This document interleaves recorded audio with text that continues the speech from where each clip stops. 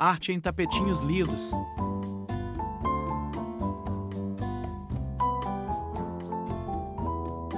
Essa lojinha é muito legal e faz esse tipo de arte de todos os temas que você imaginar. Me enviaram uma cartinha muito fofa falando mais sobre eles. Mais adesivos lindos e também um manual de instruções para como limpar e fazer a manutenção. E agora vamos para o principal, os itens de tapetinhos. Senhor Jesus Cristo, é um coastro de copos em formato de morango. Amei muito. E esse é simplesmente um apoio de mãos para teclado, só que é o mais lindo do mundo. Gente, vai ficar tão fofo meus servos com esse tapetinho de fundo, meu Deus. E por fim, não menos importante, veio ela. Chaveiro de MIF.